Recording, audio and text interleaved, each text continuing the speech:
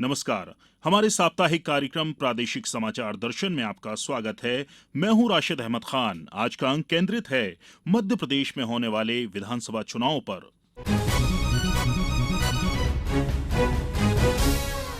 मध्य प्रदेश, छत्तीसगढ़, राजस्थान सहित 5 राज्यों में चुनाव तारीखों का ऐलान कर दिया गया है। मुख्य चुनाव आयुक्त राजीव कुमार ने नई दिल्ली में आयोजित प्रेस कॉन्फ्रेंस में बताया कि मध्य प्रदेश में एक चरण में 17 नवंबर को मतदान होगा। छत्तीसगढ़ में 2 चरणों में 7 और 17 नवंबर को वोटिंग होगी। इसके अलावा राजस्थान में 23 नवंबर को एक चरण में वोट डाले जाएंगे। मिजोरम में 7 नवंबर और तेलंगाना में 30 नवंबर को एक ही फेज में वोट डाले जाएंगे। 5 राज्यों में मतगणना एक ही दिन 3 दिसंबर को होगी। चुनाव तारीखों के ऐलान के साथ ही आदर्श आचरण संहिता लागू हो गई है। श्री कुमार ने सभी राजनीतिक दलों से आचार संहिता का पालन करने का आह्वान किया है। We now will come to the schedule which you are awaiting. Date of counting would be 3rd, which is common, of course, for all these states.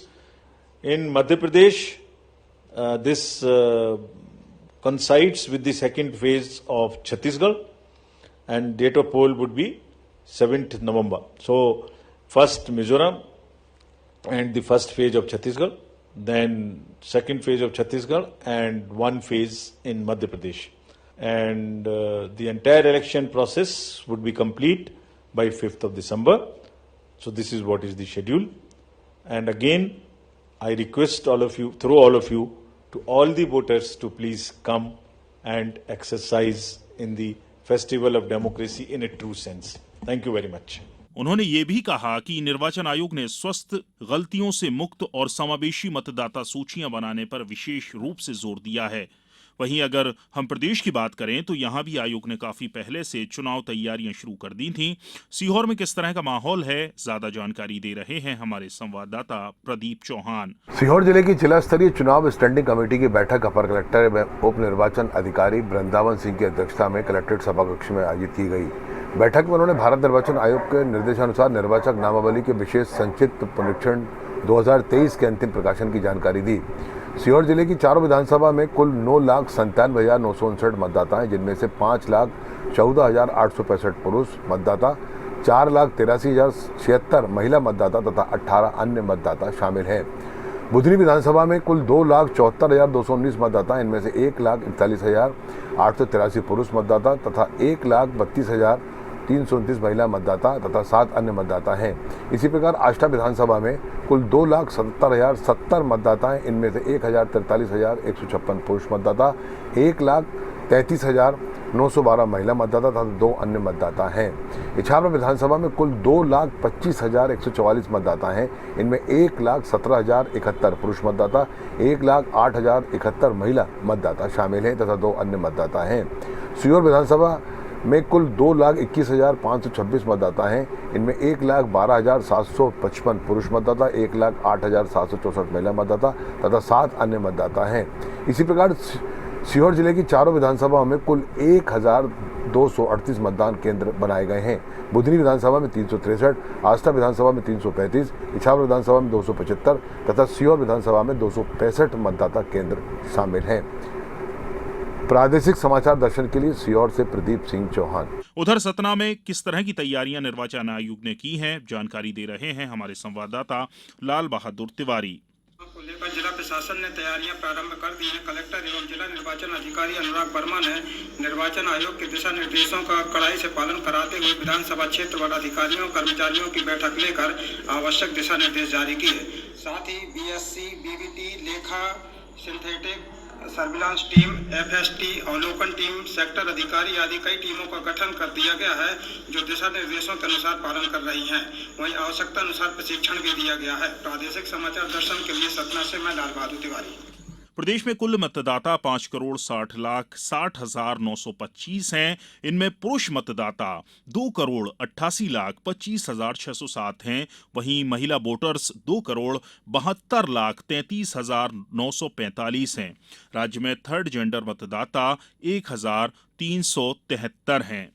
अब रुख करते हैं रतलाम का। यहाँ से आकाशवाणी संवाददाता अदिति मिश्रा और ज्यादा जानकारी दे रही हैं। प्रदेश के साथ ही रतलाम जिला भी अब चुनावी मोड में आ चुका है। रतलाम में इस बार आगामी विधानसभा चुनाव के लिए लगभग 11,02,386 मतदाता अपने मताधिकार का प्रयोग कर सकते हैं। पुरुष मतदाताओं की संख्या 5,50,811 है, जबकि महिला मतदाताओं की संख्या 5,50,849 है। सर्विस वोटर्स की संख्या भी लगभग 645 और अन्य मतदाताओं की संख्या 36 है।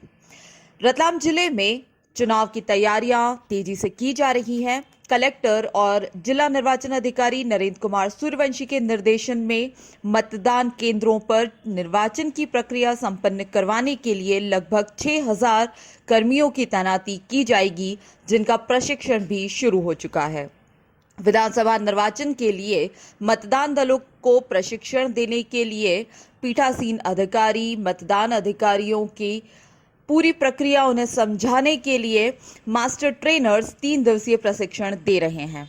कलेक्टर ने बताया कि इसके साथ ही विभिन्न स्कूलों और अन्य चिन्हित मतदान केंद्रों का निरीक्षण करके वहां भी तैयारियां सुचारू की जा रही हैं।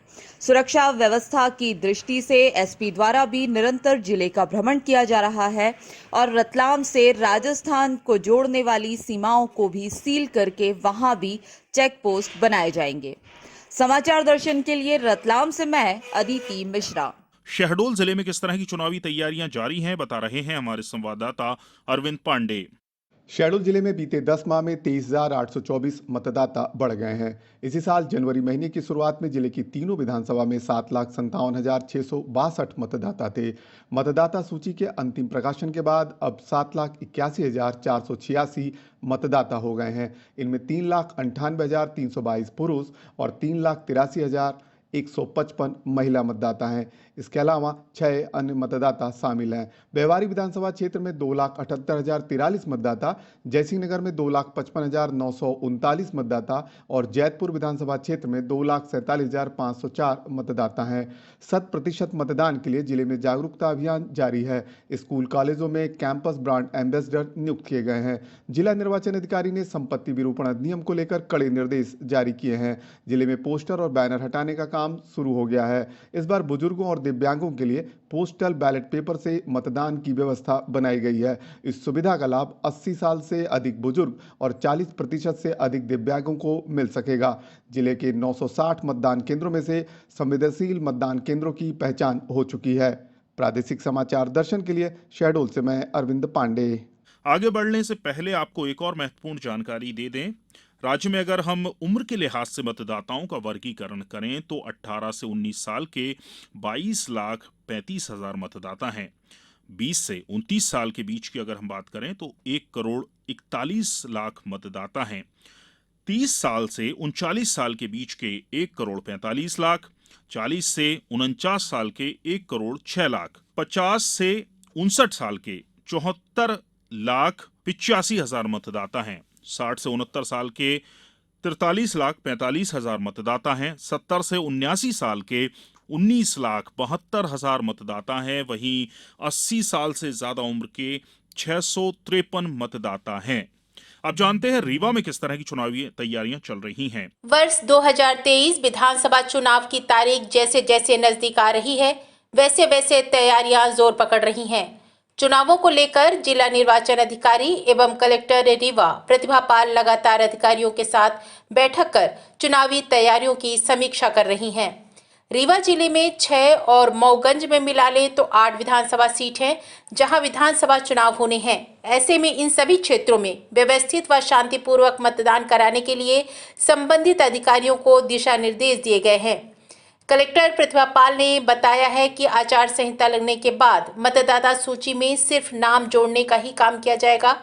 उन्होंने कहा कि जिले भर में अच्छे वातावरण में शांतिपूर्वक मतदान कराने के लिए प्रतिबंधात्मक कार्यवाही की जा रही है। ऐसे लोग जो चुनाव या मतदाताओं को प्रभावित कर सकते हैं, उन पर कार्यवाही की जा रही है। अभी तक जिले में 80 से ज्यादा बदमाशों पर जिला बदर की कार्यवाही की जा चुकी है। आने वाले समय में जब आचार संहिता जिस दिन लग जाती है उस दिन से हम लोग फॉर्म 7 और फॉर्म 8 नहीं ले सकते हैं, यानी किसी के भी नाम जोड़ने और नामों में करेक्शन में के नए फॉर्म नहीं लिए जा सकेंगे, जबकि फॉर्म 6 जिसमें नाम जोड़े जाते हैं मतदाता सूची में लगातार जारी रहेगा। दूसरा जो इम्पोर्टेंट विषय था कि इलेक्शन की तैयारियों को लेकर के जो प्रतिबंधात्मक कार्रवाइयां करनी है, यानी ऐसे लोग जो आने वाले समय में इलेक्शन की गतिविधियों को प्रभावित कर सकते हैं, मतदाताओं को कहीं प्रभावित कर सकते हैं, तो ऐसे लोगों की प्रतिबंधात्मक कार्रवाइयां 107-16 की 110 की लगातार सभी जगह संपन्न हो और निपट जाएं, इन पर ध्यान दिया गया है। साथ ही जिला बदल के ऐसे केसेस जिनमें जो केस प्रस्तुत होने हैं वो जल्दी प्रस्तुत हो जाए ताकि उनमें भी आदेश करके उनकी भी कार्रवाई किया जा सके।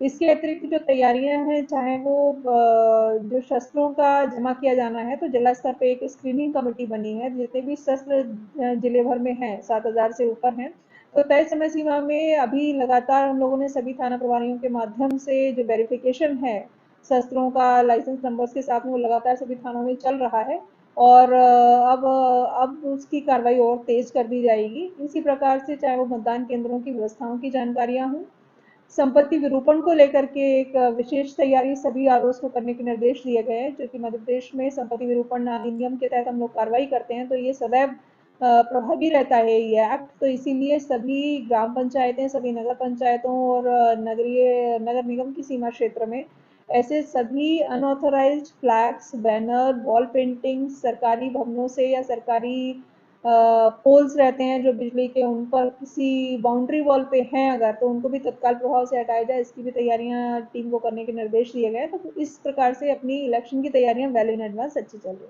जिले भर में 7,000 से ज्यादा शस्त्र हैं, उन्हें जमा कराने के लिए भी पुलिस कार्यवाही कर रही है।